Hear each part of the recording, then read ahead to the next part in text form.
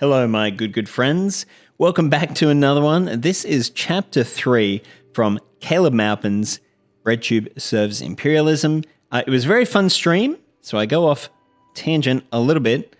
So forgive me if you could. Before we get into it, I just want to thank my wonderful patrons. In Puppy Preschool, Ben Snow and Extremely Online Left, my guard doggos are Jordan Mark and Tristan Hennessy, and to A. Zeitlo, Dangwin, and Jackson Orville, you are very good boys. If you're interested in supporting the channel, please head on over to patreon.com/onlydog-on-the-left. Without much further ado, let's get into BreadTube Serves Imperialism. Nazi, Nazi, Nazi. Now, I am hoping that, unlike the previous chapter, which I'm pretty sure was about 50 pages, about a quarter of his entire book, and really had nothing to do with YouTube, BreadTube at all. I'm hoping that this one is going to have a little bit more to do with what we're actually talking about.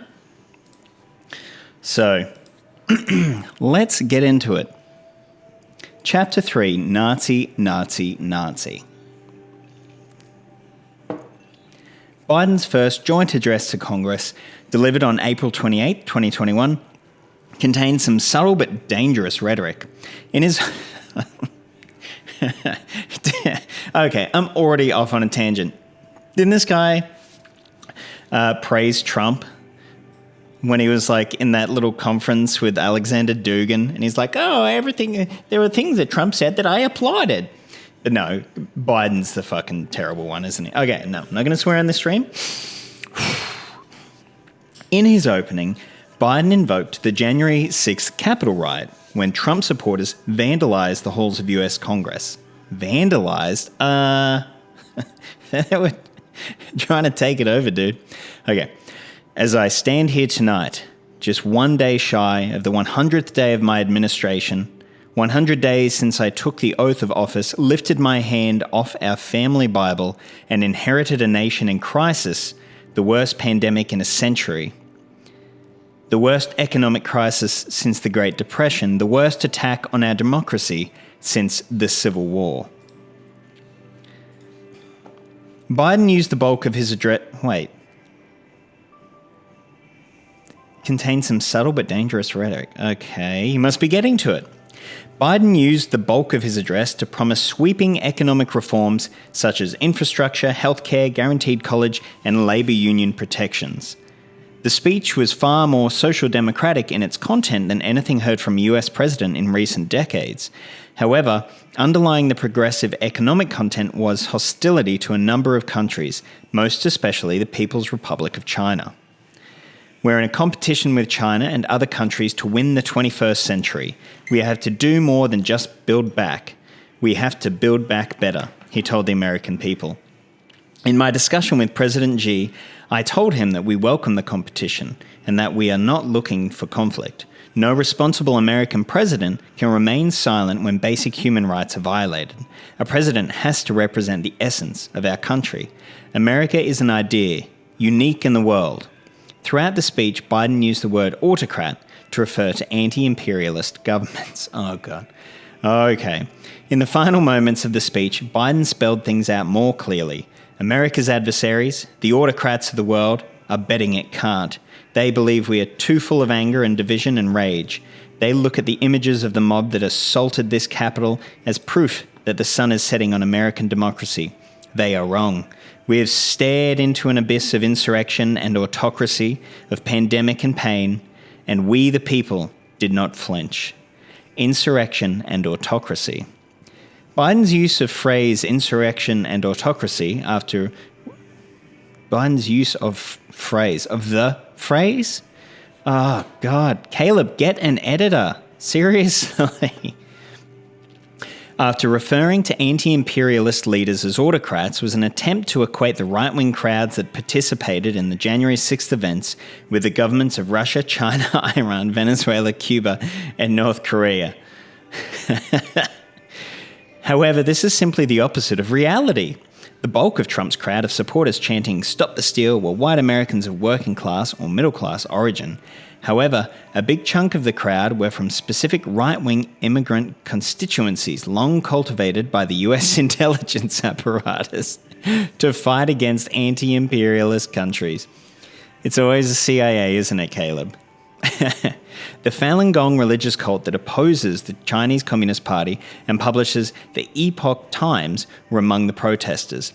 This group of anti-communists glorify feudalism in China and call the empowerment of women since 1949 a sign that the world is in a Dharma-ending period. The group is very hostile to LGBT people. Supporters of the anti-communist riots in Hong Kong were also present.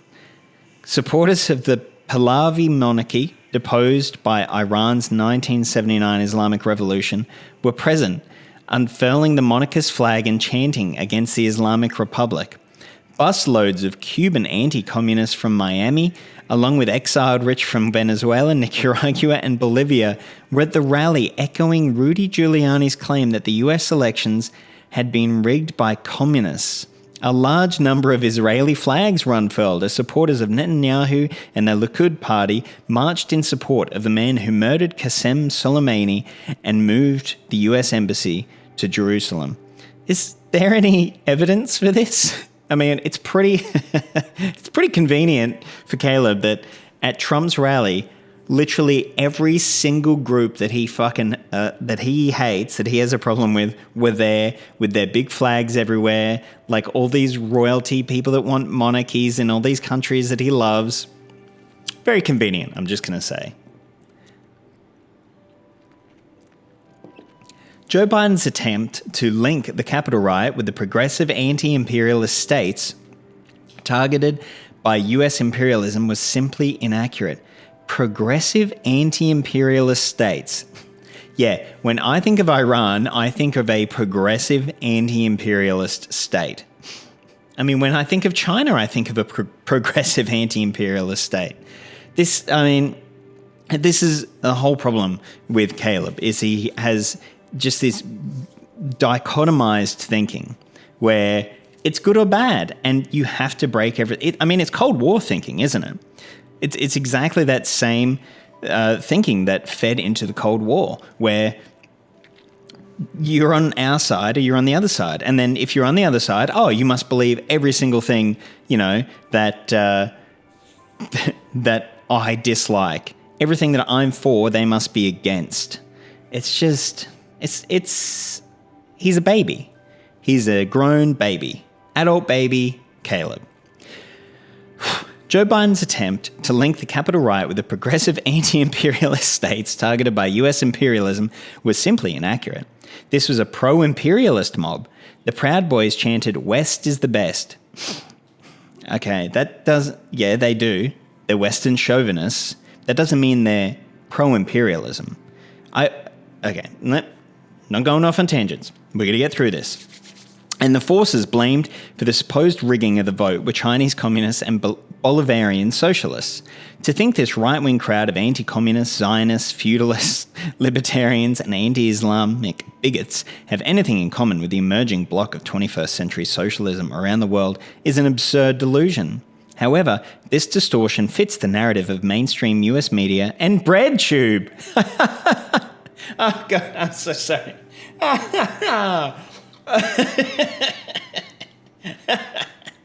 Well, they're both funded by the CIA, aren't they? Endless attention was given to the racist Confederate flag displayed by white nationalists and neo-Confederates who attended the rally, while the various highly visible pro-imperialist counter-gangs were ignored. Nobody's pointing out that these are all pro-imperialist counter-gangs, that thing that only I talk about. The narrative of mainstream US media, echoed by BreadTube, is that the bulk of America's working class are racist white trash and that Donald Trump was a Nazi attempting to stir them up. Fucking dude. Now I have to swear. Dude, fucking give us an example. I hope he is about to give us a bunch of examples. The narrative of mainstream US media, echoed by BreadTube, is that the bulk of America's working class are racist white trash. Fucking really. This suggests that this populism somehow is the equivalent of Bolivarian socialism, Chinese communism, or the Islamic Revolution of Iran. Dude, it doesn't.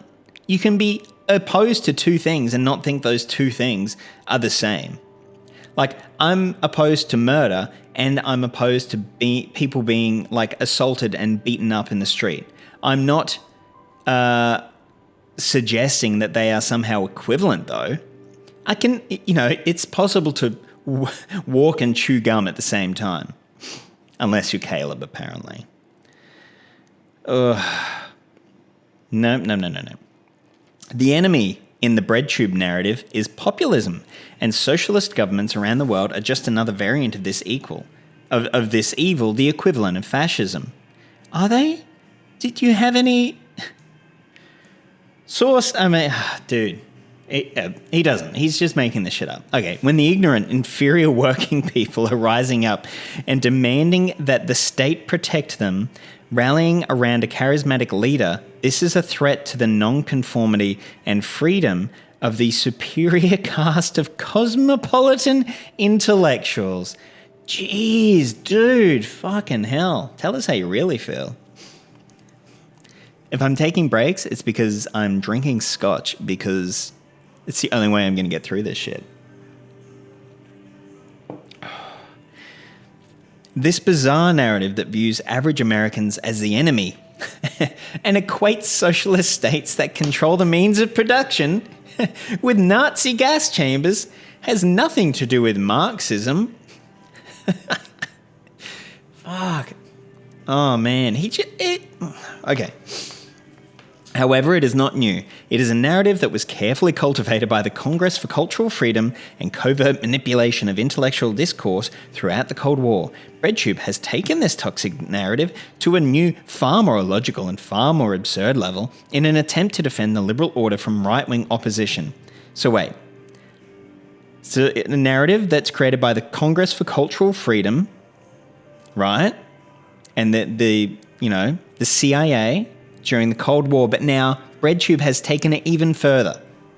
So if you think Cold War US propaganda was bad, fuck, wait until you watch like a philosophy tube video or like a thoughts line video where like he's shitting on landlords. Oh man, just you wait. A counter-revolutionary mass movement. Among Marxists and scientific socialists, 3 narrative definitions of fascism are commonly used. The most common narrative repeated by social democrats and mainline communist parties. Is he equating the two? That mainline communist parties are basically the equivalent of social democrats? No, Caleb, you can put two things. Is that fascism is merely a right-wing dictatorship.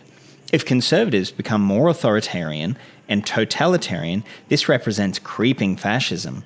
This is the narrative usually used by leftists in the United States to justify voting for the Democratic Party, as Republicans are presented as potential Hitlers. The second definition, put forward by Trotskyites, is that fascism is an ever-present middle-class political movement that condemns both big capital and the labour movement. Trotskyites argue that the current is utilised by big capital to wage a campaign of violence against socialist revolutionaries and progressives in times of capitalist crisis in order to lay the basis for a police and military state. The third definition of fascism, utilised by Soviet-aligned parties during the third period of 1928 to 1935, following the 6th Congress of the Communist International, is that fascism is a cheap capitalist imitation of socialism used to prevent revolution and stabilise the economy in a crisis. On this basis, the Comintern referred to social democrats, who at the time called for political repression of communists, as social fascists. Of course they did. All of these definitions contain an element of truth, but all of them miss the essence of fascism. Fascism is defined by a mass mobilization of destruction and driving down of living conditions intended to resolve an economic crisis. That's a very interesting take. I'll give him that. I've never heard it laid out like that before. But, yeah, interesting. Let's see where he goes with this. Finally, an interesting take from Caleb. Sorry, I just spilled scotch all over me. As Georgy Dimitrov, the leader of the Communist International, explained in 1935, with the development of the very deep economic crisis, with the general crisis of capitalism becoming sharply accentuated and the mass of working people becoming revolutionized, fascism has embarked upon a wide offensive. The ruling bourgeoisie more and more seeks salvation in fascism, with the object of taking exceptional predatory measures against the working people, preparing for an imperialist war of plunder, attacking the Soviet Union, enslaving and petitioning China, and by all these means preventing revolution. Fascism involves a mobilization of society to destroy and drive down living standards in the hopes of resolving an economic crisis. Okay, Caleb, so what you're meant to do, if you have a picture, what you put under the picture explains the picture. You've done nothing of the sort. You've just got some like jackboots here, and then you just like lay out your thesis again. Just begging the argument. All right. The imperialist circles are trying to shift the whole burden of the crisis onto the shoulders of the working people. This is why they need fascism. They are trying to solve the problem of markets by enslaving the weak nations, by intensifying colonial oppression and repetitioning the world anew by means of war. That is why they need fascism. They are striving to forestall the growth of the forces of revolution by smashing the revolutionary movement of the workers and peasants and by undertaking a military attack against the Soviet Union, the bulwark of the world proletariat. That is why they need fascism. So they are striving to forestall the growth of the forces of revolution. So they're counter-revolutionary. I wonder what Caleb would make of George Orwell's indictment of the Soviet Union as counter-revolutionary in Homage to Catalonia, where he said that the conservatives and the Soviets worked together essentially as counter-revolutionaries. The most scientific study of fascism is Fascism and Social Revolution, written by British communist intellectual R. Palm Dutt in 1934 after Hitler took power in Germany. Really? Like, dude, I get wanting to read old books and old theory and, you know, be the person that knows all of the esoteric, weird stuff. But I don't think you could say the most scientific study of fascism is a book from 1934. Before World War II even started. Like, oh man. He's just stuck in the past. And it's basically, he's arguing, you know, his favorite, like, law, Lore. Dutt explained what fascism is in practice. To endeavour to strangle the powers of production, to arrest development, to destroy material and human forces, to fetter international exchange, to check science and invention, to crush the development of ideas and thought, and to concentrate on the organisation of limited, self-sufficient, non-progressive hierarchic societies in a state of mutual war, in short, to force back society to a more primitive stage in order to maintain the existing class domination. This is the path of fascism, the path to which the ruling party... the path to which the bourgeoisie in all modern countries where it rules is increasingly turning the path of human decay. Dutt rips to shreds the notion that there is some set of ideas or principles that define fascism as a distinct political ideology or economic system. Dutt in 1934 he did this. I mean, all of these things with Caleb are an appeal to authority. The fact that he will just pull out his Marx and quote verbatim, which we've seen in here actually, the really, really long quotations, is because he's not making an argument. He's just pointing us to, look, the argument already exists. The answer already exists. You just have to follow this book. He's really zealous in that. Dutt writes, fascism in this specific or narrower sense is marked by definite familiar characteristics. In the case of the fascist movements, by the characteristics of terrorism, extra-legal fighting formations, anti-parliamentarism, national and social demagogy, etc. In the case of the completed fascist dictatorships, by the suppression of all other parties and organisations, and in particular, the violent suppression of all independent working-class organisation, the reign of terror, the totalitarian state, etc. Most tankies seem to have a negative view towards Orwell, although I know of at least one Trotskyist who views him in a positive light. Yeah, no, I am... So I'm not a tankie. I'm not a communist, and I... yeah, you are correct that, you know, me chucking Orwell out there isn't going to be like a slam dunk for any tankies that are listening. But yeah, it was reading A March to Catalonia that really, and particularly that line where he talked about the Soviet Union as counter-revolutionary, that kind of crystallized in, for me, that, you know, the whole dichotomy that Caleb's laying out here, I think, is a false one, between, you know, Soviet Union good, America bad, basically.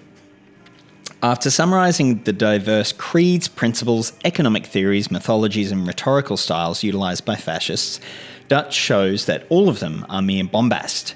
Fascism is defined by action in the form of political violence and repression, not any clear set of principles. All these abstract general conceptions, which are paraded as the peculiar outlook of fascism, have no distinctive character whatever, but are common to 1,000 schools of bourgeois political philosophy, which are not yet fascist, and in particular to all national conservative schools. Fascism, in fact, developed as a movement in practice, in the conditions of threatening proletarian revolution, as a counter-revolutionary mass movement supported by the bourgeoisie, employing weapons of mixed social demagogy and terrorism to defeat the revolution and build up a strengthened capitalist state dictatorship, and only later endeavoured to adorn and rationalise this process with a theory. It is in this actual historical process that the reality of fascism must be found, and not in the secondary derivative attempts post festum at adornment with a theory. Dutt points out that unlike revolutionary leftist movements, fascism does not achieve power through struggle, but rather is called upon by the power structure after a long period of grooming. Fascism has never conquered power in any country. In every case, fascism has been placed in power from above by the bourgeois dictatorship. In Italy, fascism was placed in power by the king, who refused to sign the decree of martial law against it and invited Mussolini to power. Mussolini's legendary March on Rome took place in a wagon-lit sleeping car. In Germany, fascism was placed in power by the president at a time when it was heavily sinking in support in the country, as shown by the elections. The bourgeoisie, in fact, has in practice... Wait, I'm going to stop there. In Germany, fascism was placed in power by the president. Does he mean when Hindenburg made Hitler chancellor? I mean, that was an attempt at... because in Hitler's cabinet, it was like a coalition, and they had normal conservatives that they thought would temper Hitler. It was an attempt to simmer everything down, yeah, but it wasn't by saying, go for it, be fascist. It was, let's give him, a little bit, let's concede a little bit, and he'll play fair, and he'll back off. So very wrong on that one, Caleb. What a surprise, Caleb is wrong. The bourgeoisie, in fact, has in practice passed power from one hand to the other and called it a revolution, while the only reality has been the intensified oppression of the working class. After the establishment of the full fascist dictatorship, the policy has been... Oh, sorry, this isn't... This is not Caleb. I thought, because we're reading Caleb's book, I thought this was Caleb talking, but no, this is just another in a long line of gigantic fucking quotations from someone else. Blah, blah, blah. Despite the show of a few gestures of assistance to small capital, the most unlimited and ruthless policy of monopolist capital, the whole machinery of fascism mercilessly turned against those of its former supporters who had been innocent enough to expect some anti-capitalist action and called for a second revolution. So conclude then. Like, you've used all of... So, now I'm going to, put on my teaching hat. He's just included so much of somebody else's stuff, and then he just goes straight on. You should never end with a quotation. Like, what he now has to do is explain what that means for his argument. Although he hasn't fucking made his argument, has he? I mean, unless it's BreadTube serves imperialism because they're all CIA-funded Trotskyists. The myth of fascist ideology and aesthetics. This scientific understanding of fascism as an attempt to stabilize capitalist scientific understanding. How is it scientific, Caleb? Do you mean because it's an analysis? How is it scientific? Love it. I mean, he's clearly just throwing that in there in order to give it a little bit more authority than just saying this dude from 80-something years ago, his whole thing about fascism, but no, it's this scientific understanding of fascism. As an attempt to stabilize capitalist society amid a crisis through brute force, economic regression, and a mobilization of destruction and barbarism, leading toward war, was the understanding used by those who were most successful in defeating fascism. The communists who mobilized to beat back Oswald Mosley in Britain at the 1936 Battle of Cable Street held this understanding of fascism. Were they all communists? Sorry, I'm gonna put a pin in that because I don't think obviously the Battle of Cable Street is fucking fantastic, but to just try and claim that for only communists instead of just, an uprising of working class people of various different agendas. A certain pattern is coming out in this where everything from history is just kind of little massaged in a little way, and just, just everything kind of leads to Caleb's point. And he just says it as though it... So the underground resistance in Germany and the occupied countries, which sabotaged armaments and bombed railways, was led by communists who had this understanding of fascism. The underground resistance in Germany and the occupied... The Red Army that liberated Auschwitz concentration camp and eventually took Berlin had this understanding of fascism. Did it? Did they? I mean, Dude, you've just spent like 5 pages of some other dude's book, basically. And then you're just like, yeah, everyone that I like also thought that. Did they? Like, how did the Red Army have that understanding of fascism? However, since the end of the Second World War, there's been a huge attempt... huge. Not a concerted attempt. He's just wonderful with words, Caleb, isn't he? A huge attempt to erode this scientific understanding and replace it with one that is more convenient for the Western capitalists. Recognizing that fascism emerges from the natural workings and failures of capitalism is certainly an argument in favor of socialism and against the capitalist system. Undermining this definition and replacing it with subjective, aesthetic, and philosophical obfuscations has been a key task of the US intelligence apparatus. Dude, fucking... As if you... Okay. The Congress for Cultural Freedom, formed in 1949 as an association of left-wing artists, scientists, and academics who opposed communism, is considered by the US Central Intelligence Agency to be one of its most successful operations. The organization was funded by the CIA and the Trotskyite Irving Kristol, an associate of Max Shachtman, who later became known as the father of neoconservatism. Was selected to lead the operation. That's a bad sentence, dude.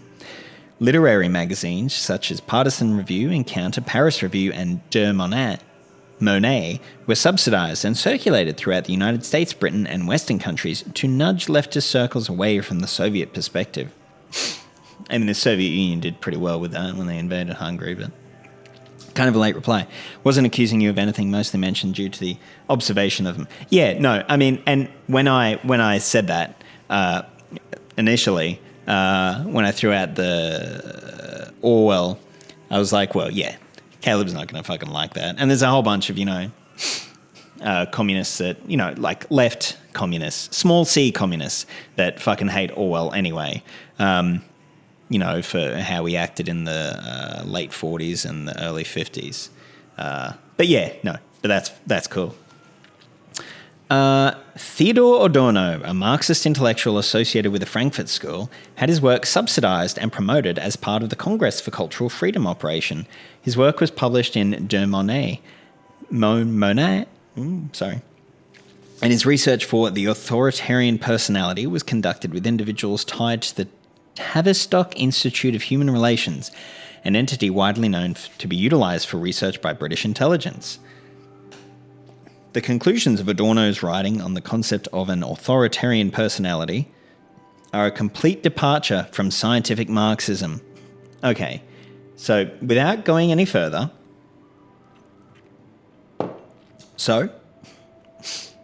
things evolve. Like, I think I made this in one of the other streams when I was reading this book. It would be like getting really interested in evolutionary biology and only reading Darwin. Just going back to Charles Darwin every single time because he was the first one to do it. Ignoring like a century and a half, getting up to 2 centuries now, of work that's been done on evolution. And it's the same with this. Like, anything that goes against orthodox Marxism, or Marxist-Leninism, it seems, like, it just needs to be thrown out, or is, like, purposefully trying to, like, misrepresent or, like, be mean to Marx. Like, the fact that, Adorno's writing might depart from Marxism doesn't necessarily make it wrong. I mean, it makes it bad for orthodox Marxists. It makes it bad for someone like Caleb, who wants to point to Marx and just say, look, there it is, everything we need, except for a bit of Lenin. Among his sources, Adorno cites the crackpot. I mean, it's the kind of emotive language and the language features that he used in this are very telling. The crackpot psychoanalyst Wilhelm Reich, infamous for his orgone machine that supposedly captured a magical energy source created from human orgasms. Reich also claimed that he was in contact with extraterrestrial creatures. Much like the crackpot Reich, who was expelled from psychoanalysis by Freud and expelled from the German Communist Party before moving to... We're going to read this one. Psychoanalyst Wilhelm Reich was convicted of fraud by the Food and Drug Administration for marketing an orgone machine that had no real medical value. Reich's narrative that Nazism is rooted in sexual repression is a key influence on Theodore Ordono, Susan Sontag, and the synthetic left's reinterpretation of fascism. Like, so... I don't care about this dude. Whatever. Like, I mean, it seems... Is he like getting chicks into this machine and then giving them orgasms? Like, good for him. Good for them. What is it, the 40s? Fucking go nuts. So this notion of primary versus secondary sources, because it's like, Adorno and all these other people that reinterpret it down the track, they clearly, must be... they mustn't have the best stuff available for them. Primary sources are good for some things, okay? But they're not necessarily or in all cases better than secondary sources, because secondary sources can include a synthesis, a collection, a collation of information that you can use to draw wider conclusions from. And so the fact that, they're reinterpreting it, or it's a,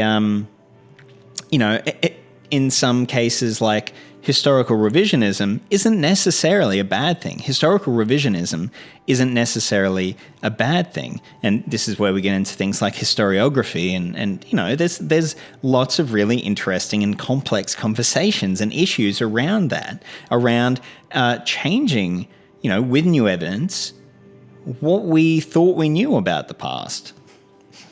But Caleb's not interested in that. And, okay, New York City in the 1930s, Adorno argues that fascism is rooted in psychological and cultural trends, not the breakdown of capitalism. But what if he's fucking right, dude? He's just, so he has yet to, and maybe he will he'll demonstrate how Adorno is wrong.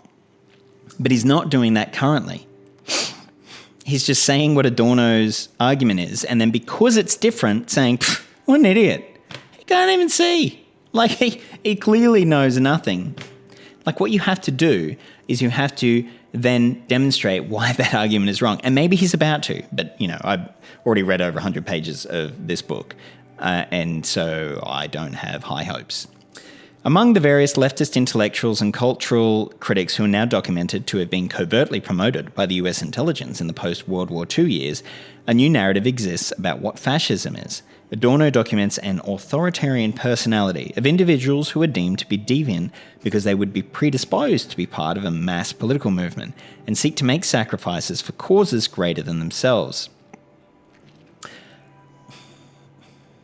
The way that he has phrased that makes it seem like, on the face of it, to be bad, seek to make sacrifices for causes greater than themselves.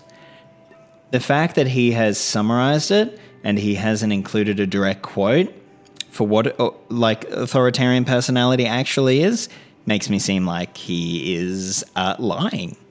Susan Sontag, another CIA favorite, spent pages reflecting on the fascist aesthetic in a New York Times Review of Books piece. In Sontag's mind, fascism is extravagant effort and the endurance of pain. Oh, see? So Sontag gets a big old reference, but not Adorno. Interesting. So, extravagant effort and the endurance of pain, the massing of groups of people, the turning of people into things, the multiplication and replication of things, and grouping of people, things around an all-powerful hypnotic leader figure or force. The fascist dramaturgy centres on the orgiastic transactions between mighty forces and their puppets, uniformly garbed and shown in swelling numbers. Its choreography alternates between ceaseless motions and a congealed, static, virile posing. Mass athletic demonstration, a choreographed display of bodies, are a valued activity in all totalitarian countries. And the art of the gymnast, so popular now in Eastern Europe, also evokes recurrent features of fascist aesthetics, the holding in or confining of force, military precision. Hannah Arendt, a favourite of the partisan review milieu, composed a book entitled Eichmann in Jerusalem, which was widely praised. In the book, she put forward the widely celebrated concept of the banality of evil, arguing that genocidal Nazi war criminal Adolf Eichmann was just an ordinary person, essentially making the case that all populism and mass mobilizations are fascistic in essence because deep down ordinary working class people are potential Nazis. Where he said essentially making the case that in the other ones he's just summarized it, and I think summarized it in a misleading way. The fact that he then even takes a step further back to say, well, essentially making the case that because deep down ordinary working class people are potential Nazis. Sure, Caleb.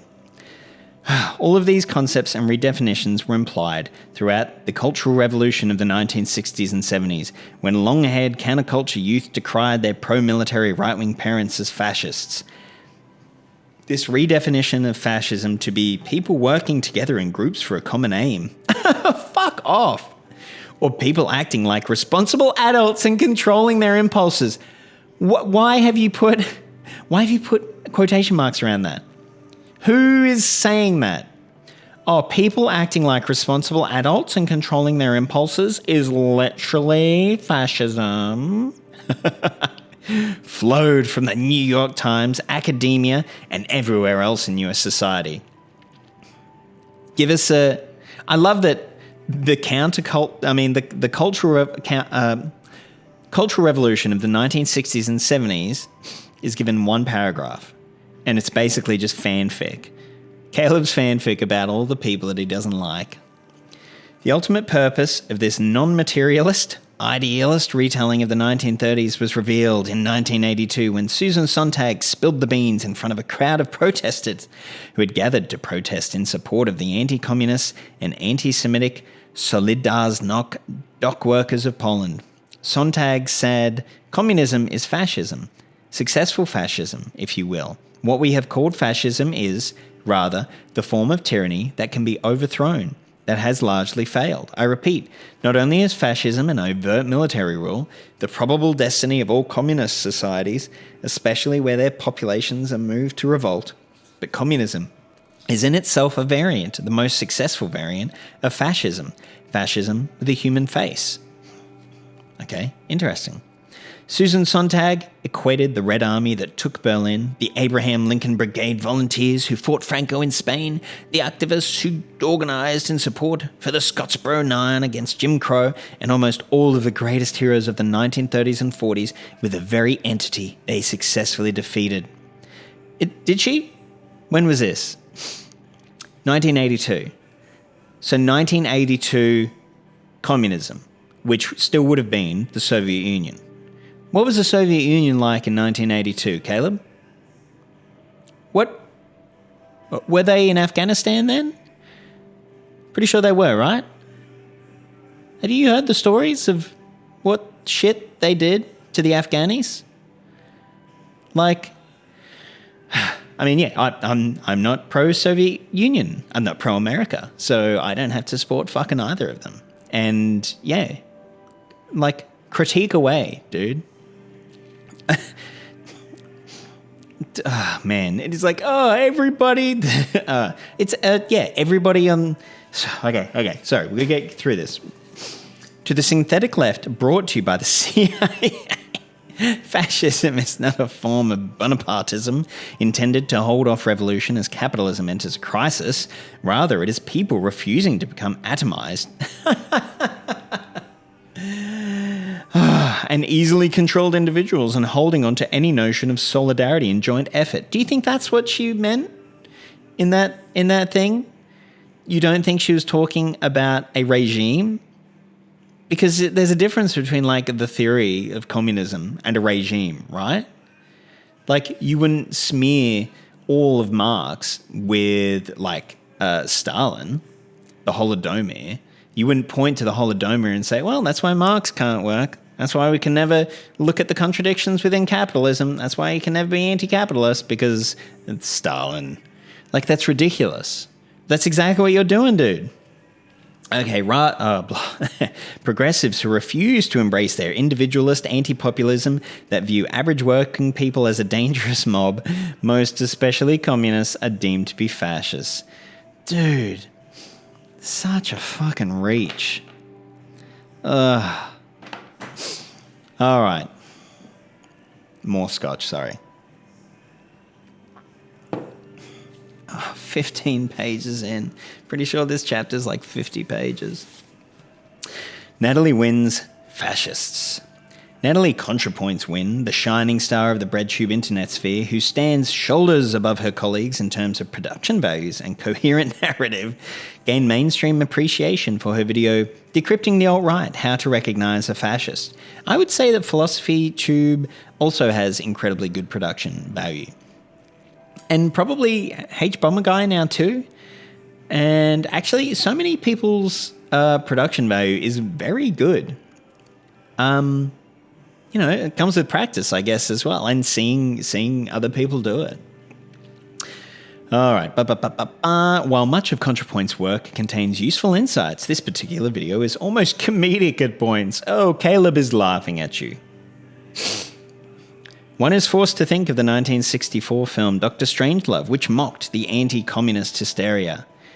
In the film, a particularly crazed general speaks obsessively about bodily fluids and brags that he only drinks rainwater because he believes most liquids have been contaminated by a secret communist conspiracy. Dude, I'm also a film teacher, and I would take nothing that Caleb has to say about a film.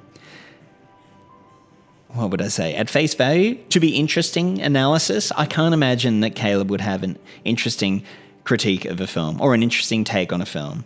It would all just be, is this CIA funded? What do they say about communists? They said one bad thing about Stalin. They must be for the atomization of working class people. ContraPoints begins the video stating contemporary fascists hold 3 core beliefs. She lists them as a belief in the sacredness of the white race, the conspiracy theory that Jews seek to conduct white genocide or replacement, and the ultimate goal of creating a white ethno-state in which non-whites and degenerates are purged. This is certainly an accurate description of what white nationalists believe. However, the right wing, especially in the age of the internet, is far more vast and ideologically diverse. Many far rightists are anarcho-capitalists who advocate unregulated free market capitalism. They want no government intervention whatsoever in the economy or on matters of sex, race, or social justice. Many far rightists are anti-Islamic bigots who do not believe Jews are a secret cabal, but rather see Israel as an outpost of civilization against the menace of Islam. Amir Yasser, hello. Hello to you as well. Far-right circles are full of followers of Julius Evola, traditionalist Catholics, neo-Confederates, libertarians, incels, etc. The white national current exists as one of many strands of dissident right-wing thought. Okay, so the Julius Evola people, traditionalist Catholics, neo-Confederates, I would guarantee a large proportion of those also believe in the things that ContraPoints laid out, those 3 rules. There are some people that read Julius Evola because of the esoteric, nature of it, kind of like the people that read Nietzsche because of that kind of, the chic vibe. But, yeah, dude. The white national current exists as one of many strands of dissident right-wing thought. ContraPoints then spends the... Yeah, wait.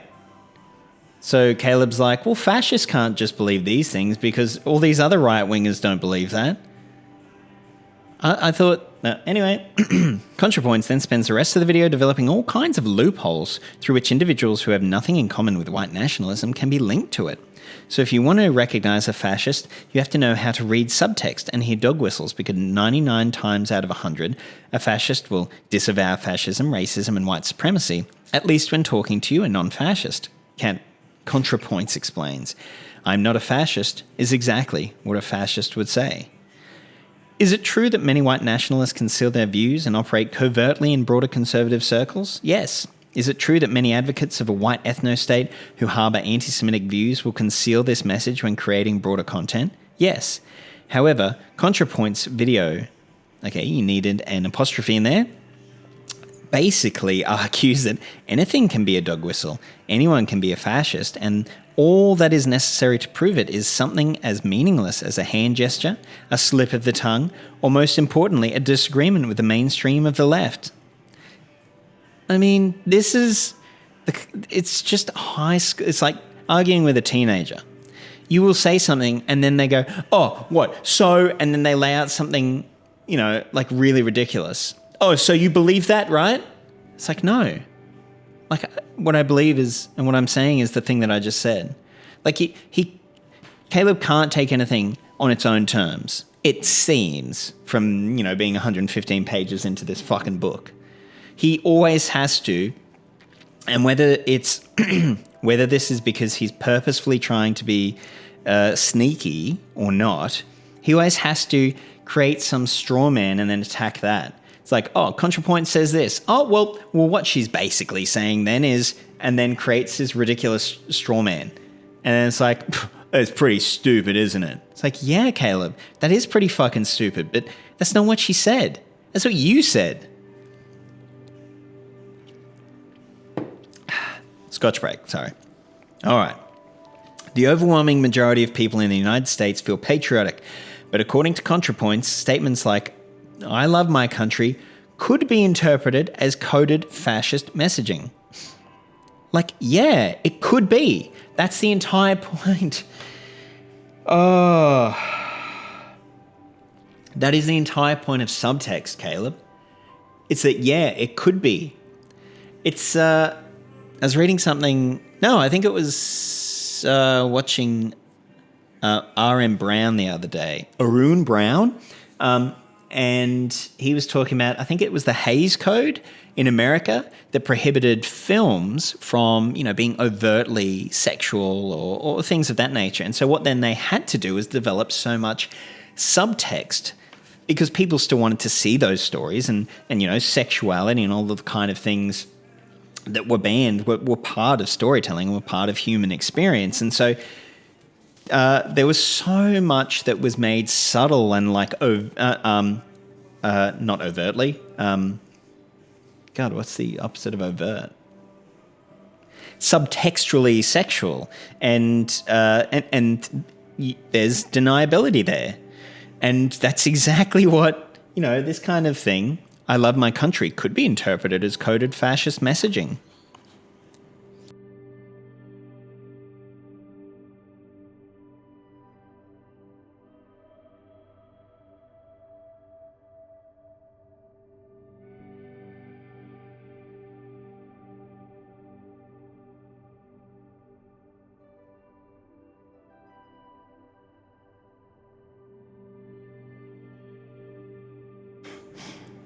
Does the book mention Vosh? It does. So at the start, pardon me, there was a huge section on Vosh. I think it was in the first... So they're up on my channel. I uploaded them as videos. I think it was in the first one that I did. He introduced ContraPoints. Pretty sure she got 1 to 3 paragraphs. And then Vosh got 5 pages. Because I'm pretty sure that he's been on Vosh or Vosh has done a video about him. And so he just was trying to shit all over Vosh. And that's basically what this entire book seems to be, is that he's had a couple of interactions with people on BreadTube. And then he's just had this whole thing where he's like, oh, well, obviously then BreadTube, because they disagree with me, they just serve imperialism. It's very funny. Oh my God, I hadn't seen this excerpt. He has obviously never spent any time looking at fascist communities online. No, right? And that's the thing, so this next bit, gestures like thumbs up or OK signs are used by millions of Americans each day. But according to ContraPoints, these could indeed be secret Nazi hand signs. Where has Caleb been? I know he has a YouTube channel. He apparently writes books. He's been an activist, political activist for decades. How has he not seen any of that? That's exactly what they were doing. And then the milk thing and the entire reason is because then people can say, oh, okay, it's just the okay hand signal. You can calm down. It's that deniability. He's just so uninformed, ill-informed, or just purposefully misrepresenting it.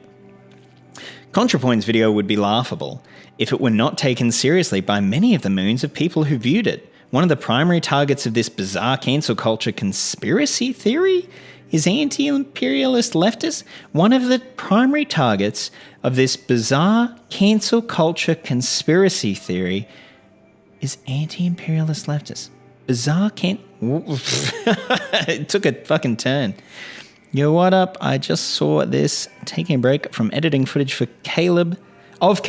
Joe. For a vid I'm working on. What are the chances? Wow, I feel incredibly sorry for you. But I can't wait to see it. That will be excellent. Can you tell us a little bit about what the video is about? All right. Across the internet, commentators like Jimmy Dore, Kim Iverson, and others who do not agree with US foreign policy are considered to be fascists and crypto-fascists. Why? Why might they be considered that? So again, putting on my teacher hat, when you're making an argument, you bring up counter-arguments. You bring up contrary points to your argument, and then you prove why they're incorrect. And it bolsters your argument. Caleb just goes, oh, well, here's all the counter-arguments, and then like crosses his arms and goes, right, as if. Literally, fascists will talk openly to each other about stuff like this online. Contra doesn't. Yeah, exactly. We on for later. Absolutely. I am, fully, I've got a heap of scotch. I got some beers in the fridge. I am in for a night of just hilarious streaming. So yes, absolutely am. I'm just trying to, because I've been offline for a week because I've had my kids and just trying to warm up again. It's painful. I imagine it must be. Okay. Didn't age well chucking Jimmy Dore in there, but... So the proof, okay, is that they support anti-imperialist countries like China, Syria, Venezuela, Russia, etc. Just etc. These countries have been declared fascist by US media, and therefore anyone who shows sympathy with them is fascist by default. No, so this is the thing with the Uyghurs in Xinjiang. You can criticize the Chinese government for what seems to be amounting to genocidal treatment, of a minority. And that doesn't make you, pro-imperialism. Fucking stupid. It's about Caleb, but also all of these white socialists, my brain hurts from editing right now, so it's hard to explain. Oh, good, that would be great. I just got locked out of my house, got back in, shit hella sucks. Oh, no. That sounds like a terrible day. I hope you've chilled out now, though. I hope you can relax a little bit. And I hope you didn't have to break anything either. If you're reminded of McCarthyism, you should be. If one showed sympathy... this is a screed. This entire book is a screed. It's yeah, that's all I can say. If one showed sympathy for the Soviet Union or Mao's China during the 1950s, you were dismissed as a communist. Careers and lives were destroyed by the House Un-American Activities Committee. Yeah, fuck yeah. McCarthyism fucking sucks. You know who's an interesting US president that I hadn't, until recently, heard much about or looked into was Eisenhower. Obviously a Republican, did he lead the Allies at Normandy at D-Day? Anyway, huge war hero from World War II. And he was pretty thinking of what the Republican Party is now, the fact that he warned about, the growing, the burgeoning military-industrial complex. He wasn't super on board with McCarthyism in private. He tried to, ream it back, but, he kind of got dragged along with it. Yeah, it's a super interesting dude. He's literally doing McCarthyism with his book, calling everyone he dislikes CIA over and over. Exactly. 100% what he's doing. I'll be right back. Do want to chill in the aircon. Yeah, absolutely. McCarthyism was a mobilizer... Okay, whoa. Okay. Organizations with the word worker in their name were falsely accused of being communist front groups. Individuals were forced to disavow their friends, relatives, and co-workers. I will also say that, the Soviet Union was trying to export their brand of communism. Communist parties from around the world would send their people to be trained in the Soviet Union and then to come back. They were clearly trying to spread it as well. Now, this is not saying that what America did was groovy, okay? I'm not saying that. I'm anti-US and anti-USSR. You can be both. Walk and chew gum at the same time. Just saying. Individuals were forced to disavow their friends, relatives, and co-workers. McCarthyism was a mobilization to silence all critics of US foreign policy as the Cold War exploded following the Second World War. Wow, finally, a sentence that is true. In the new Cold War, BreadTube is being... Oh, Caleb, I just said that I agreed with you. Okay, in the new Cold War, BreadTube is being utilised to destroy the lives and careers of all who don't echo the rhetoric against Russia and China. You've written and published a book. You get paid to fly to these countries to like, oh man. Eisenhower was handpicked by the corporate religious right, though. He was trying to bridge the gap between the remnants of the social gospel and the new right-wing prosperity gospel. That's really interesting. I didn't realize that the prosperity gospel stuff was that new. I guess I had just assumed that was... So were there like social gospel, like I guess conservative, like religious conservatives in the 30s that were kind of like not super anti-New Deal then? I am not, clued up on that aspect of American history. Interesting. True sentence followed by insanity. Caleb's modus operandi. Yeah, if you like this, just wait for this next bit. ContraPoints and BreadTube do not apply this guilt by association and conspiratorial decoding to liberals. Are you kidding? They fucking hate liberals, dude. Joe Biden can salute the flag, shake hands with Republicans, give a thumbs up, or do whatever he wants and not be declared fascist by BreadTube. Joe Biden's series of racial gaffes, his string of sexual assaults, rape allegations from Tara Reid, his support for the Iraq War, his crime bill, are all forgivable mistakes. What the fuck are you talking? Is it just because some people said, vote like pragmatically? I don't think that they have forgivable mistakes, dude. And I don't think people on BreadTube consider them gaffes. I think they consider them racist. There's a really good book about it called One Nation Under God. But yeah, the New Deal and stuff like that was widely supported by a lot of Christians. Oh, that is so interesting. And I mean, on Reddit, I think it's called like Radical Christianity or something. And it is. It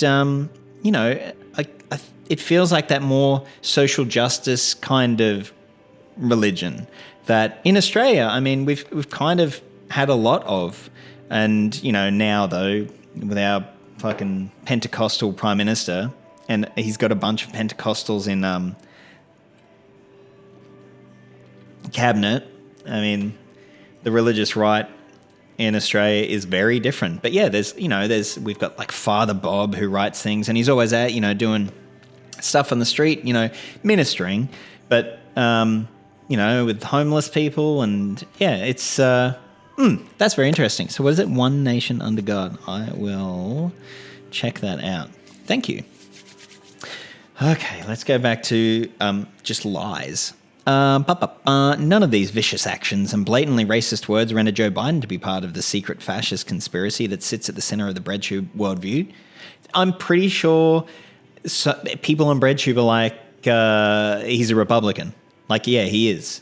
There was Some More News. I know if Some More News is considered part of BreadTube, I probably would. A couple of years ago where Some More News put out a thing, Joe Biden primary Donald Trump as a Republican. Because that's what you are. Why? Unlike the right wing and the legitimate anti-imperialist left, he defends the status quo, so by definition, he cannot be fascist. Fuck. Oh my God, my brain is melting. So I need more scotch.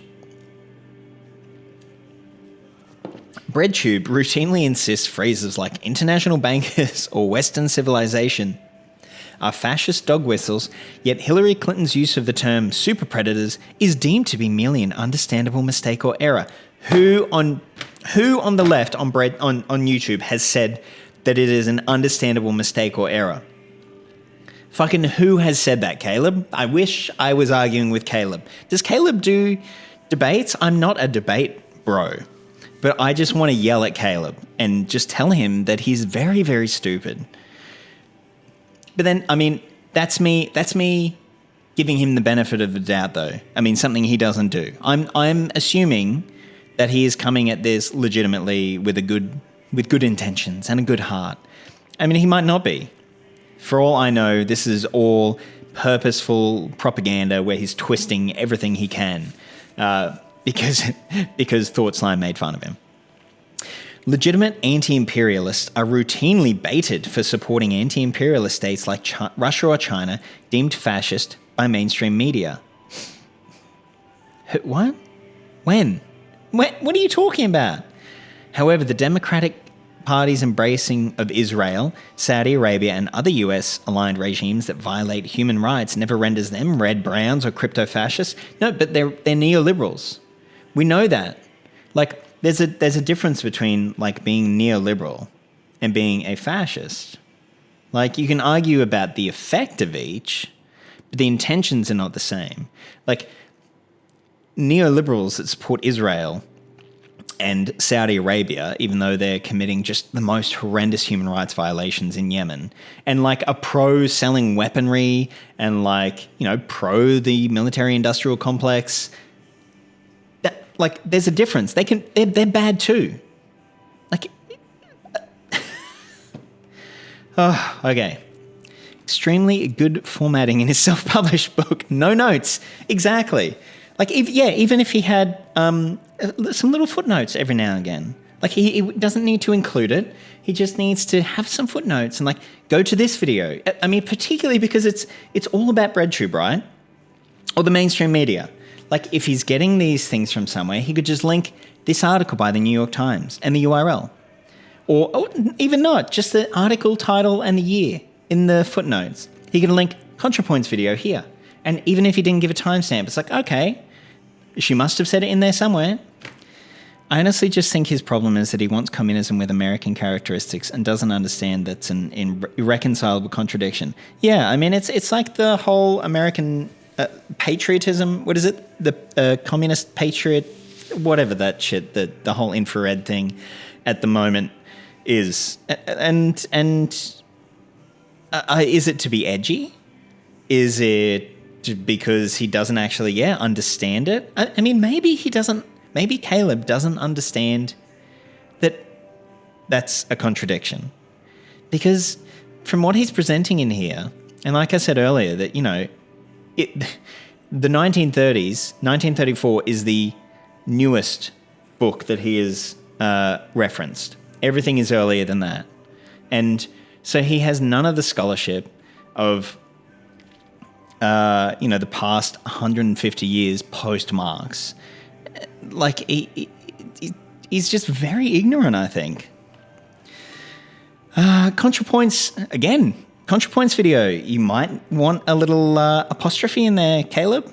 Infrared will be in this video I'm making. More pain. It is brutal. Has blocked me on Twitter, unfortunately. I'm just gonna assume that it was because I owned him so bad. That's the reason that he blocked me. But yeah, very funny.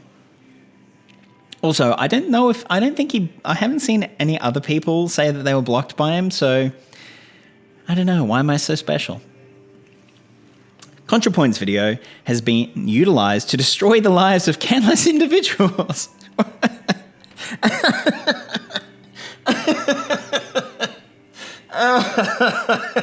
Oh, man. Internet harassment campaigns are mobilized frequently against all kinds of people.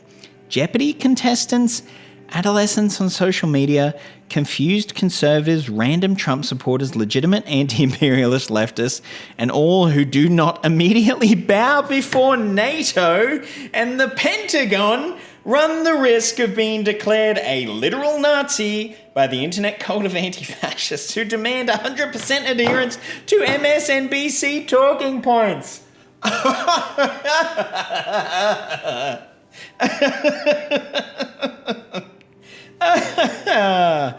Oh, man. He should take up comedy. He would make great YouTube videos if he just made all these like bizarre conspiracy bullshit. Like, and in here, that's so many assertions, and he doesn't even say Jeopardy contestant Tom Smith, confused conservative congressman, blah blah blah, like nothing. I think it's an attempt at populism to create a mass movement via concession to the right, because he views the American right as the idealized working class subject. Yeah, and I mean, I think it's the Fox News view, right? Is it Hinkle or one of the infrared people the other day posted some comment that was like, I'm a conservative in Appalachia, and if all the left wing stuff. Messaging was like this, they'd win so bad, and they were like, "See, this is exactly why we need to do it." It's like that's one person. Also, who knows if it was real? I'm not blocked, and I talked mad shit to him too. Pure insanity. Antifa cocaine.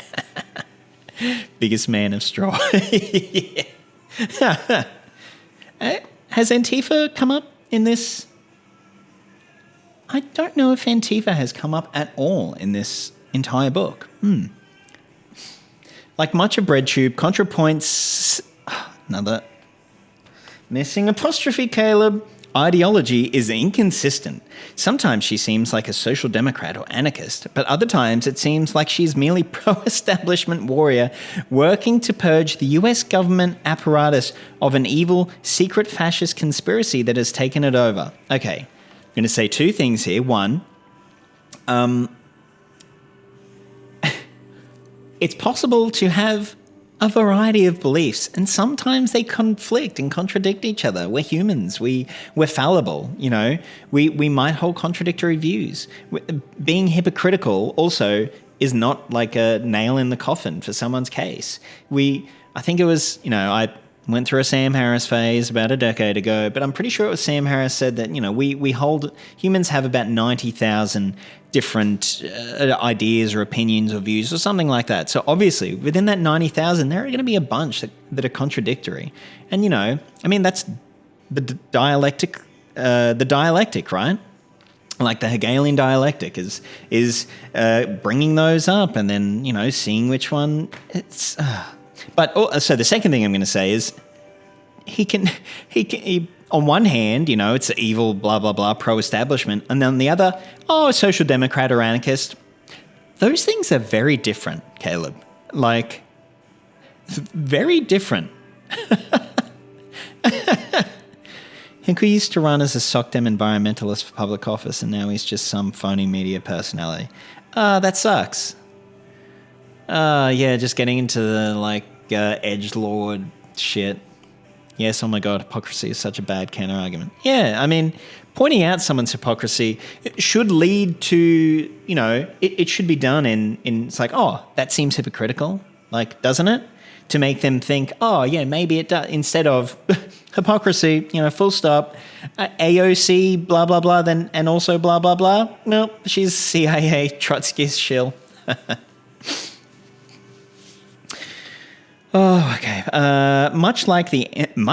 Okay. So he's just going to make shit up now. Much like the anti-Semitic narrative that views Western capitalism and imperialism as inherently good, much like the anti-Semitic narrative that views Western capitalism and imperialism as inherently good, but merely corrupted by a sinister cabal. Okay, ContraPoints seems to argue, yeah, it seems to you, dude, okay, that the evils of American capitalism are due to a sinister conspiracy of white nationalists, not the system itself. If only this conspiracy can be purged, everything will be fine. So I've watched a good deal of ContraPoints videos. I have to say, since they got longer and longer form, I haven't actually, because it's such an investment. So I actually haven't watched a bunch of the new ones. But I follow ContraPoints, even before she transitioned. And she's been making anti-capitalist critiques for all of that time. And never. So the only thing I can think of that he might be referencing here is, those skits where she had, like the lizard people, the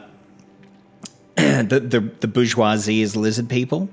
And, she goes on to say that, I don't think it is a secret cabal of, evil lizard people. It's more the the corrupting nature of, being in that position within a capitalist society where so much exploitation has had to happen and that you kind of have to be evil. Or, the implication is that you must be kind of bad if you are profiting from that. But she's not arguing that it's, we just get rid of this secret cabal of lizard people and then, capitalism will sort itself out. Of course, here we go.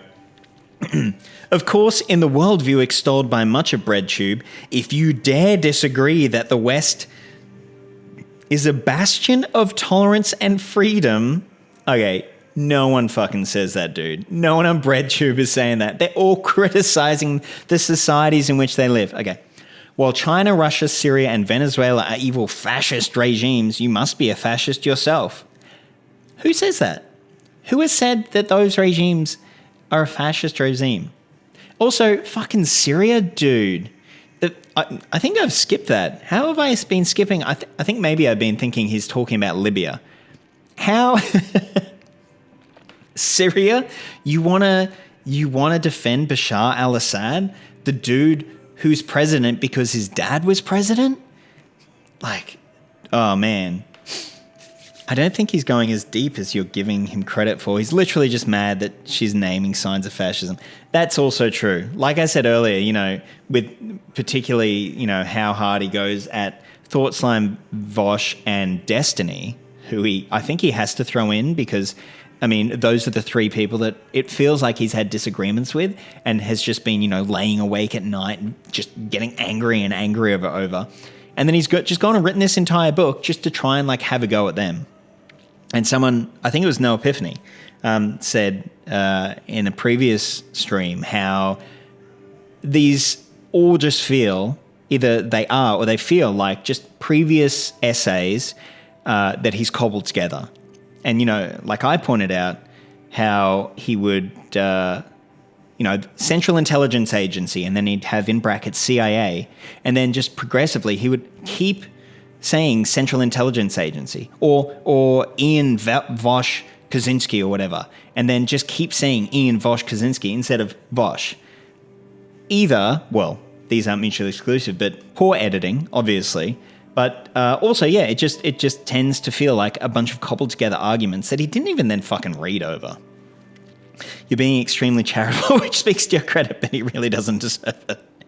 Well, I might be here, but because I wanted to read the entire book before I did a little video on Caleb, and I don't think I'm going to be in that video. I think he is a vindictive, mean-spirited little dude. And the thing that really got me was bringing up Thought Slime's mum's white-collar crime.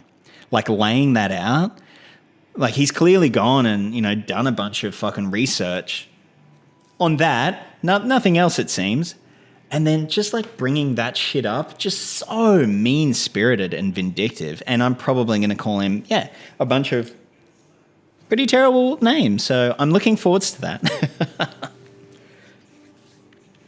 Who cares if you are anti-racist or have spent over a decade working against racism? Remember, I am not a fascist is exactly what a fascist would say. Every time I read that sentence, I can just hear it in ContraPoint's voice. So that's nice. That's nice for me. The cancel culture conspiracy belief in which, who's talking about cancel culture? What are you talking about? In which almost every conservative and every dissident leftist is part of a secret white nationalist cabal that must be stopped at all costs is not an honest delusion, much like the John Birch Society of the early 1960s. The conspiracy theory has been weaponized to serve one wing of the political establishment in its fight against the other. The intent is to cultivate a mob of paranoid fanatics who will function as the foot soldiers of the establishment. Is it? Interesting thesis. You have all your work ahead of you to prove that, but okay, go off, sis. A gift to actual fascism. Oh, here we go. Hilariously, according to ContraPoints, she herself must be a fascist.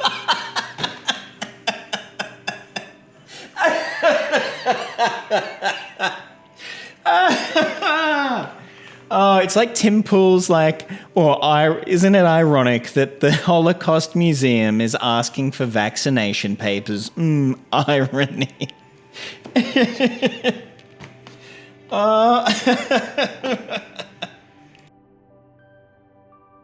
Oh, man, that's so good. I'm actually really sad that Peter Coffin fell in with this dude. I feel like I can hear some of Peter's language in this. Yeah, I watched Peter Coffin a couple of years ago, I think when I was getting into, the Lefty, branching out from H-bomb. I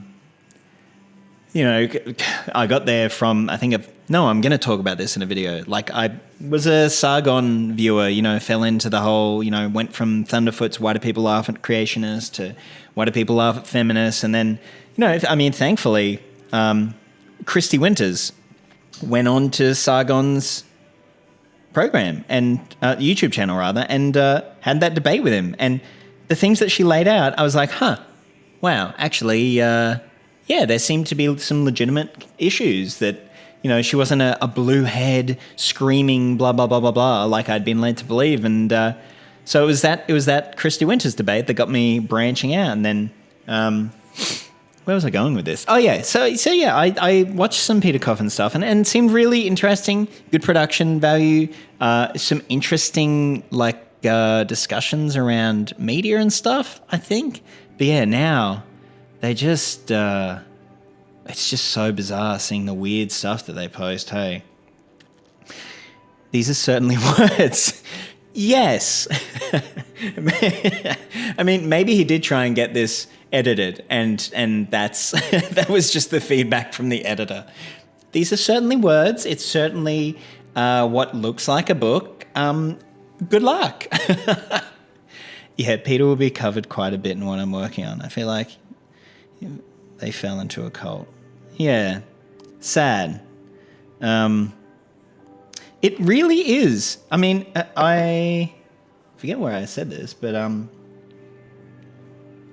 yeah, when I first stumbled upon Infrared, and particularly Has, it was kind of fun to watch for a bit, and I was like, oh wow, this dude's like really going for it, and has everything covered, and is really knowledgeable, and blah blah blah blah blah. And then I thought, I watched enough of it to get a grasp on it, and I thought, oh, he's just a weird grifter. He yells a lot.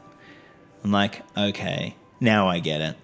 Yeah, Peter really supported my channel early on, and then when I started speaking negatively about fascist co-option of communist aesthetics, he dropped off. That's super sad. That's such a weird... Isn't that a weird line in the sand?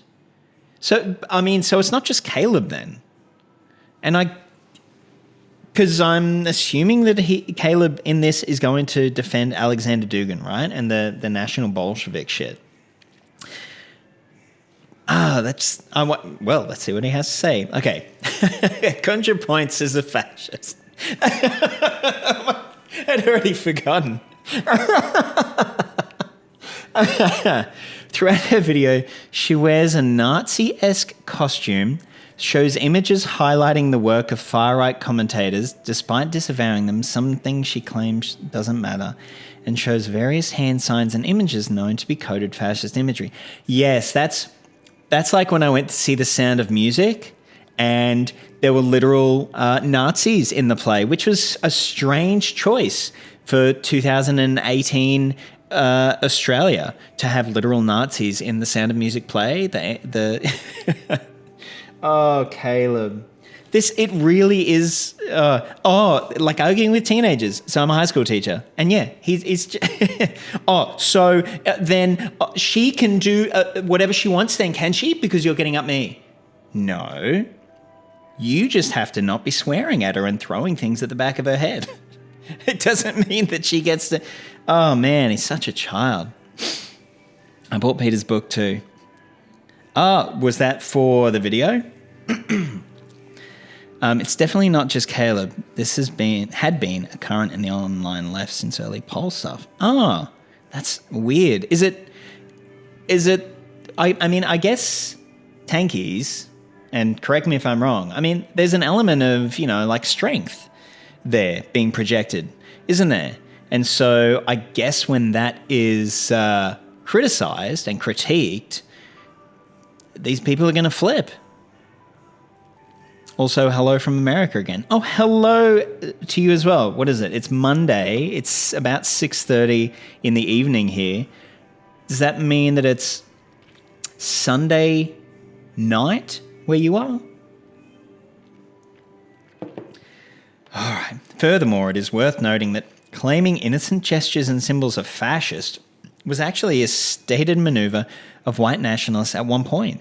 The idea was to make the left look delusional, paranoid and stupid by claiming all kinds of benign things were fascist. It appears this maneuver has been effective. When? At one point. Do you mean in 2017? Do you mean in 1987? Do you mean in 1945? What the fuck are you talking about? Like, dude. I bought it a few years ago because I dug his stuff. Weird how that went. Yeah. It's Monday at 2 a.m. here in Arkansas. Oh, that is brutal. I said Arkansas, right? I mean, correctly, right? Because it does not, I don't think it sounds like the way that it's spelled. Though the BreadTube community and its content is certainly loved by the YouTube algorithms, certainly. Ben Shapiro, Steven Crowder, Tim Pool, they are loved by the YouTube algorithms. Like, I would say that BreadTube has, you know, you see the lists at the end of big videos, big content creators' videos of all of their patrons. I would say there's a huge, like, groundswell of support for these creators, and that a lot of that reach is organic then. And, you know, then they go and share it, you know, on Reddit or on Facebook groups and things like that. But the amount of money that's pumped into, like, the right-wing channels clearly makes them just super algorithmically favorited. Sunday night ended about 3 to 4 hours ago. But basically, you said it right. Excellent. That is how you say it. Okay, look at that. The little rural Australian dudes, not doing too bad. Okay. Oh. I keep remembering that I'm reading Caleb. Okay. Few Americans have been convinced that most of their friends and neighbors who use the wrong words or question US foreign policy are part of a secret white nationalist cabal. Interesting. Is it because that's not the point of anyone's videos? Right. I feel like he's an anti-SJW kind of dude, but, you know, that shtick ran its course in, you know, like 5 years ago. You know that, who was that kid on YouTube that said, everyone is racist, everyone is sexist, everyone is homophobic, or something like that. It was some teenage kid. And the amount of vitriol and backlash from, like, that anti-SJW, you know, like the armored skeptics and the no bullshit of, you know, the world was just insane. It feels like Caleb's on that. And, like, oh, my neighbor questions US foreign policy. White nationalist, fascist. Right-wing figures like Jordan Peterson have certainly benefited from popular disgust at cancel culture. And also from his pseudo-intellectualism. That Slavoj Žižek debate with him is just super good. It's golden. And that was like I think, also like one of the Sargon Christy Winters moments where you kind of just realize that these people are full of shit. Like, Peterson's got some really interesting stuff to say on, you know, like myths and, you know, mythology and all of that kind of, you know, perennial traditionalism, you know, Sophia perennialism and that kind of, you know, almost anthropological things about human history. Like, he does have interesting thoughts on that. But yeah, when you buy the Communist Manifesto and read it the night before a debate about capitalism versus communism, like, dude, get a fucking grip. Much like many... Much like... I'm just going to equate it to other people I don't like. Much like many Cold War Republicans, ContraPoints... Oh, oh, man. Oh, these sentences are wonderful. Okay, much like many Cold War Republicans, ContraPoints lives in an alternate universe where the world consists of two types of people. Caleb, that is you. There's communists and then there's CIA-funded everyone else. That's you, Caleb. The CIA funds BreadTube algorithms. Fuck off, man. All right. Those who agree with her and the US status quo and those who are part of a vast conspiracy of people pretending to believe all sorts of different things. But in reality, they are all working for the same sinister agenda. Caleb, that is you. That is 100% you. That is the biggest projection I have ever seen in my life. I wonder if Caleb is falling into the American liberal equal left mindset here. Like, if you don't want to recreate the USSR, you must be yas queening at Joe Biden. I think so. Because, and the way that he laid out imperialism, which is basically a Lenin definition where, it's, you can understand why Lenin would lay out imperialism as only being pro-capitalist, so that the USSR couldn't be labeled imperialist. He lays it out as only being pro-capitalist or an evolution of capitalism or some shit. And so it is a dichotomy for him. You're either imperialist, an American capitalist, or you're anti-imperialist. And if you are anti-imperialist in his mind, then, or anti-Caleb's ideas, then you must be pro-imperialist. And that's the way that he's managed to lay out his entire thesis of how BreadTube, all these individual creators, just, entertainers putting out left-wingy kind of analysis, how they supposedly support and are a huge benefit for imperialism. So much so that the CIA boosts their algorithm in Google, in fucking YouTube. It's ridiculous. The interesting things that you cited for Peterson is just him parroting the least valuable and weirdest parts of Jungian psychology. I don't think any of it is original. And maybe it's not, but I think he's he's certainly engaging. He's certainly charismatic. And I think he is a good popularizer for those aspects of Jungian psychology. And he would have done a great job if he just stuck to that. Like Richard Dawkins is a really interesting science popularizer. I saw him talk in, I think, 2010, and he was really engaging, and he obviously knows his stuff about evolution. And then he starts. Well, we've all seen where Richard Dawkins has ended up when he got access to Twitter, which was very unfortunate. This honestly feels like willful misinterpretation of everything she said, or he just absolutely cannot pass a joke or a metaphor. Yeah, and that's why I was saying earlier that I would not trust anything that Caleb has to say regarding a film, because I don't think he understands subtext. I don't think he understands, themes. He doesn't understand, jokes or metaphors. Everything he takes literally, and then if he doesn't understand it, he goes, oh, well, they must be against what I'm saying then, and what they must mean is they love capital domination and atomization and a pro-US foreign policy. He just, I think you're right. He just doesn't fucking understand. He's charismatic. Oh yeah, definitely. Yeah, except when he fucking cries about Pinocchio. But if you're you're invested in Peterson and then he cries about Pinocchio, you're going to feel something. That's how I felt about Stefan Molyneux. I remember this really... So I've done a video about how I used to be into him. And this... there was this video he did where he was talking about US intervention in Iraq and giving this talk, this little diatribe about, a grenade rolling in to a room with babies in it and blowing up, and he started tearing up, and he was so emotive, and there was so much emotion and pathos. I remember tearing up. I might have cried from that video, and it was only later that I thought to myself, that was a very strange response to that video.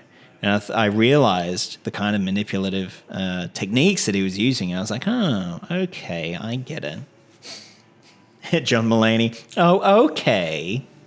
Okay. It is a vast conspiracy against our American way of life. Watch out for your precious bodily fluids. Okay, that just proves exactly what we were both saying. Like how you were pointing out that he wants that communism with American characteristics, and then how, he just can't understand fucking metaphor or anything in film. Oh, Christ, Caleb doing film theory would be like an American Soviet version of those Christian sites that warn parents about all the secular and worldly content in pop culture. It really would. Actually, I would pay for that. If you ever see this, make a different channel where all you do is go through films and tell us what you think it means, and I will sign up for your Patreon for that. 100%. This kind of childish... that straw man that I made up, that weird thing, that's childish. Black and white totalitarian thinking is what much of the Cold War synthetic left was intended to undermine. Caleb, that's exactly what you do. Everybody that disagrees with you is CIA-funded fucking Trotskyists.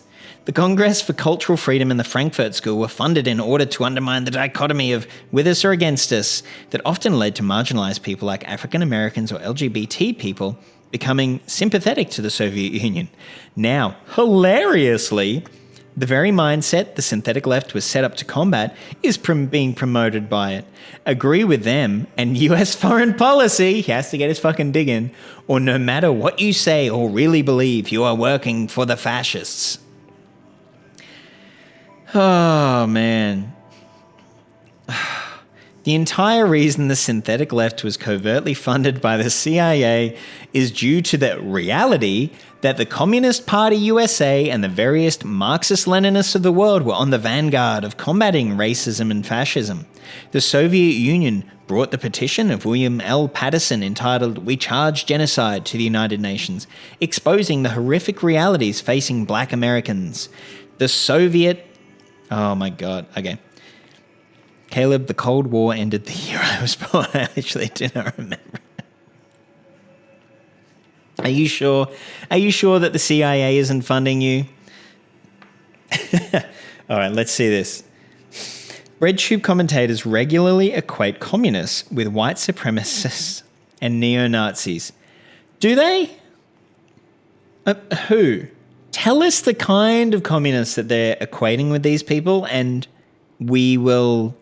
It seems like it's Alexander Dugin, and it's that Jyoti Brar interview that he put out, that Thought Slime discussed and criticized for being class reductionist. Okay. Despite the historical legacy of the two political currents being completely opposite, pro-Soviet communists such as William L. Patterson, Nelson Peary, Paul Robeson, and Harry Haywood were key in building the Civil Rights Congress and opposing Jim Crow segregation. Great use of the word vanguard. Yeah, right? Soviet Union convened demonstrations in the 1930s in support of the Scottsboro Nine, a group of African-American men falsely accused of rape. Paul Robeson, Henry Winter, James Ford, many of the most anti-racist and anti-fascist voices in U.S. society were sympathetic to or even joined the Communist Party USA. The Communist Party formed the Civil Rights Congress to fight for African Americans in the southern USA. This is all pre-1950s, though. Like, there was a big break in the 1950s around the world for the fucking communist parties that aligned to the Soviet Union after the invasion of... it was Hungary, wasn't it? Hungary? Yeah. Dude doesn't even fucking... actually, maybe he would. Maybe he does know it all and he's just leaving it out. Would love Caleb to read Anarchism and the Black Revolution by Lorenzo Comboa Everin to find out exactly what contemporary Marxist-Leninism was doing for black liberation in the 20th century. And that's where I do feel like BreadTube, there are Marxists and there are communists, probably small c communists mostly. I don't think tankies are very big on BreadTube, but I would say that most BreadTubers are more influenced by anarchism as their operating philosophy. Like they utilize Marx and his critique of capitalism, but they don't then use that to lay out their ideology, which I think is a difference. Like you can obviously utilize Marx and his anti-capitalist critique, but you don't then have to be a Marxist, or a big C communist. And I think that's what Caleb either dislikes or doesn't get. Like, oh, these people say they're on the left, but they're not pro-China. They're talking about the Uyghurs and they're being anti-imperialist. Okay, blah, blah, blah, blah, blah. While the US government coddled and did business with Hitler, communists rallied against him from day one. In 1935, Communist Party USA members led by Bill Bailey attacked a Nazi ship that had docked in the New York harbor and ripped down the swastika flag. While the US government did nothing to aid the Spanish Republic, members of the communist parties from around the world formed international brigades to fight Franco's fascism. Also, anarchists. Lots of anarchists. That's very interesting that he leaves that out. Communists formed the League Against War and Fascism Communists formed the League Against War and Fascism, rallying progressive writers and artists to oppose the Nazis. Admiration for Stalin and adherence to ideological Marxism-Leninism was widespread amongst the most vehement anti-racists and anti-fascists. BreadTube seeks to obscure this widely recognized historical reality and equate communists with the people they heroically resisted, like Hitler and the KKK. Who? How? What are you talking about? What the fuck? Dude, tell us. I mean, he's such a... I mean, I know before I was talking about how historical revisionism can be a positive, and there's a lot of stuff about, historiography and blah, blah, blah, blah, blah. But this is just the most bizarre historical revisionism, and it's ideological. It's propagandistic for his cause. I don't think Caleb honestly considers anarchists as part of the left.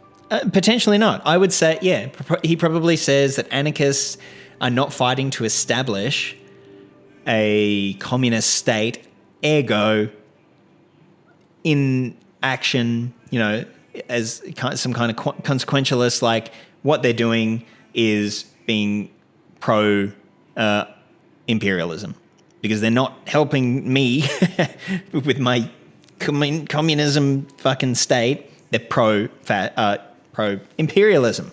Can't even. He's leaving out the part where the Stalinists guaranteed the fascist victory by purging the anarchists. Yeah, and the what was it? The Molotov-Ribbentrop Pact, the non-aggression pact between Nazi Germany and the Soviet Union that split Poland in two. Kind of problematic. I don't want to cancel Caleb here. I don't want to cancel the USSR. The fuck is he talking about? The original anti-fascists were a wide mix of everything from Marxists to anarchists to sock dems. Yeah, I thought so. Oh, he fucking hates sock dems.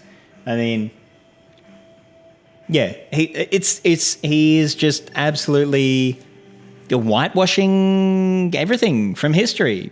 It's bizarre. All right. Yeah, apparently BreadTube's like, actually, everyone that fought against fascism was KKK. Natalie Wynn is merely the trendsetter, but she has given birth, mama contra points, to a whole layer of pathetic confusion and childlike thought conformity.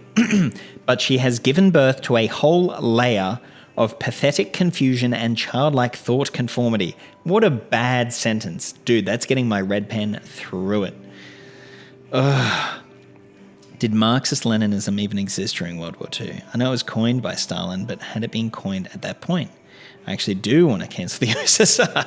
Yeah, fuck the USSR. All my homies hate the USSR. And in case Caleb ever watches this, fuck the USA as well. All my homies hate the USSA. Walk and chew gum, Caleb. Across BreadTube, accusations of fascism grow on trees. Oh, was that about him not understanding metaphor? Oh, Caleb. Railroads are fascist? Do you think that's in relation to Sean's video about like the railroads in Britain, and I think it had something to do with Thatcherism? Railroads are fascist. Oh, man, by the end of this, Caleb is going to have a bigger straw man than they have at Burning Man. It's going to be a fucking sick party, except it's going to be like, Caleb and Haz, and I mean, that's about it. And maybe some girls with 2 holes. Who knows? Railroads. All Trump supporters are fascist. No one fucking says that, dude. Neckties are fascist? What? Citing economic data as fascist? Yeah. Oh, fuck off. Quoting classical philosophers is fascist. Fuck, dude. Leftists famously against railroads. If there's one thing that leftists hate, it is public transport and infrastructure. All my homies hate infrastructure. Knowing enough about what fascism actually is in order to defend oneself against accusations of fascism is smoking gun proof you are a fascist. Oh, Caleb, my sweet summer child. By declaring all questioning of the status quo to be fascist, BreadTube is the best friend actual Nazis and fascists ever had. You sure it wasn't the Soviet Union when they signed that fucking pact, dude? If they hadn't signed that pact, I'm pretty sure that Hitler wouldn't have been in the position he was. Seems like the USSR is the best friend actual Nazis and fascists ever have. Makes you think. The pathetic Confucian fan base is more of a problem of the platform and online patronage and things like that, in my opinion. Like, people do get pretty trigger happy online, but it's not creators' fault. Yeah, and I think there is the reason that I was saying, even though I'm trying to pivot my content to focus on Australian political stuff, the reason that I'm looking at this is because, the reason that I'm pivoting is because I have problems with BreadTube. And I thought, okay, I'll read this book. Some people have asked for it anyway, my thoughts on it. And so I wonder if Caleb's problems with BreadTube are the same as mine. And they are not. They are very much not the same problems that I have with it. And I think you're right. Like, there are valid criticisms, and particularly of the platform and the kind of things that YouTube as a platform constrains, or what's the opposite of constrains? Enables and constrains. The kinds of things that, and I think there's a critique to be had of YouTube that I haven't really seen out there of it as a medium. But yeah, this is nothing. I didn't realize, of course, that the CIA was funding BreadTube videos in the algorithm. So I'm glad that I've read Caleb's writing. Wait, is he saying that informing people about fascism is encouraging people to earnestly explore fascism? Knowing enough about what fascism actually is in order to defend oneself against accusations of fascism is smoking gun proof you are a fascist. Yeah, I don't know if he's keeping up the straw man there, or because it's the final sentence in the paragraph, whether that's his thoughts and his conclusion. He's a bad writer, so I guess we'll never know. What are some of your problems with BreadTube? I think it's very US-centric, and if you look on my channel, I have so many Ben Shapiro, Steven Crowder, videos, the kind of chud dunking videos that do pretty well. Like my Abby Shapiro videos did well.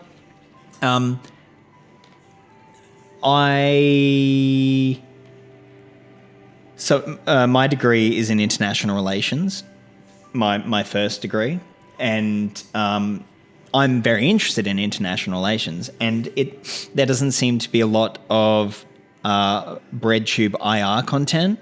When the Afghanistan thing happened a few months ago.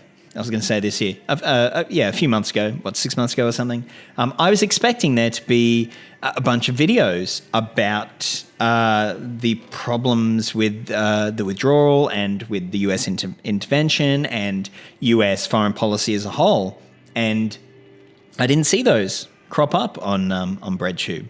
And so I guess my interests are not reflected, and then the whole US-centric part of it, where if you kind of it forces everyone to be looking at politics through a US lens, and then what happens is that this is just my opinion, but I feel like that places kind of an ontological lens on your work as well. And it's difficult to escape. And, so that's probably my biggest one or two criticisms with BreadTube. And then, criticisms with the platform is... it's very difficult to have... I guess, on a side note, like the whole debate bro thing, and it's difficult to have discussions, earnest, interesting discussions...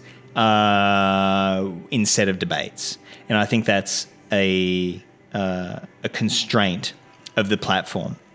And particularly, in comment sections and stuff, it's difficult to have discussions with people instead of limited debates. And I think that's because of the term-based nature of, the comments system. I don't know what to do about it, but... that's another platform-specific thing I have a problem with. By declaring all questioning of the status quo to be fascist...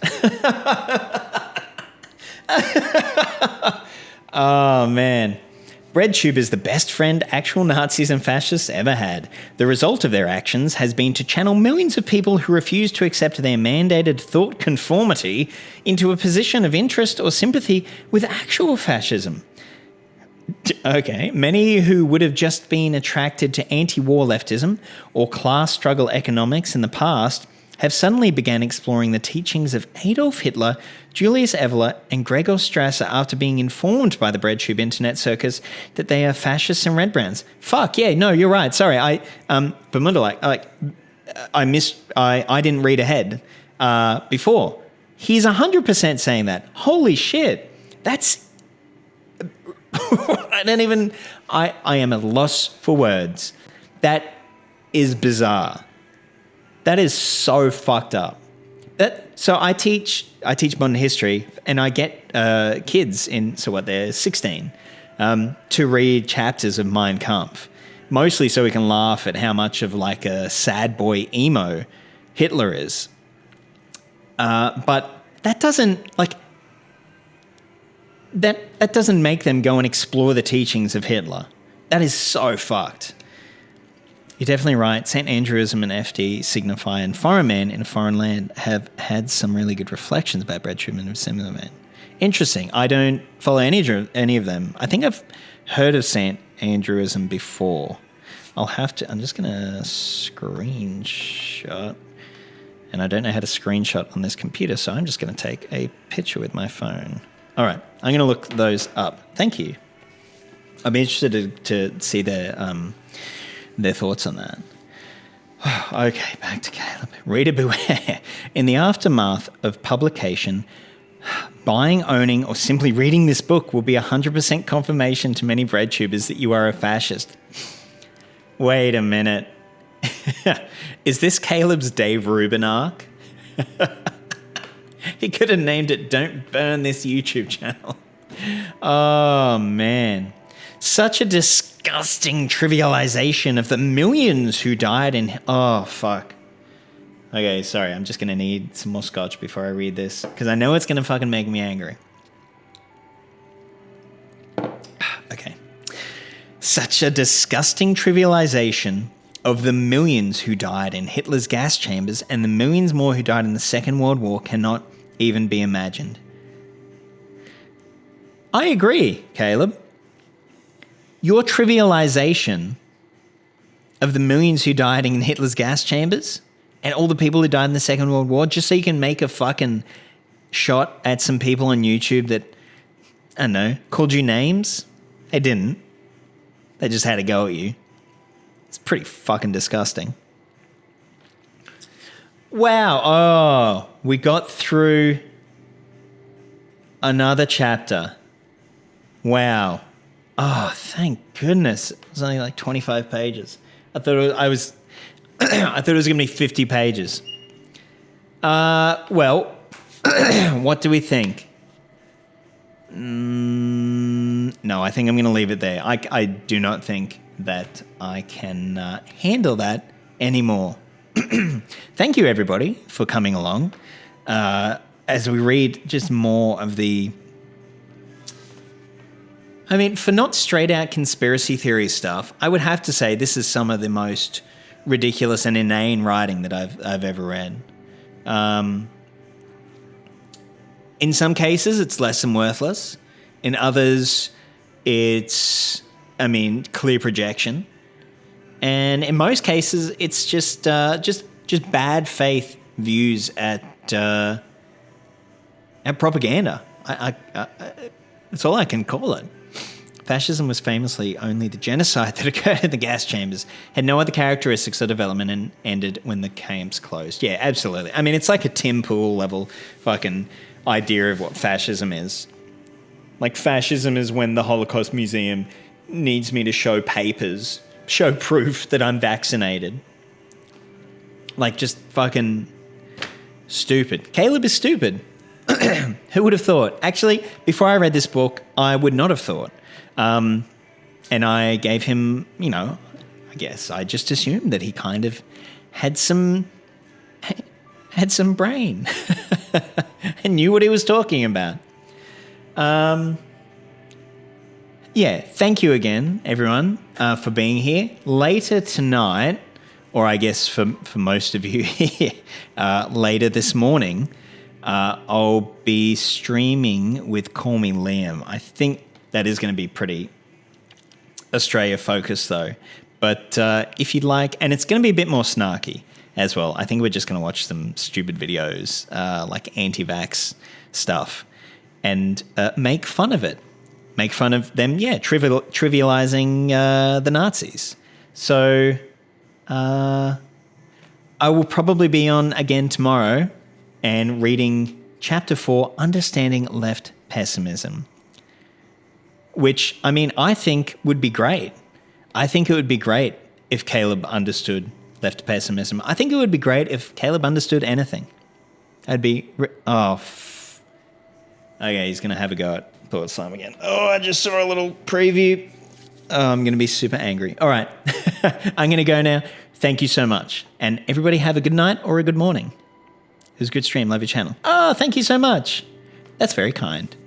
Oh, hopefully you can jump in another stream. It's been great chatting. And I'm going to go and have a look at those creators that you mentioned as well, and that book on Eisenhower. Thank you.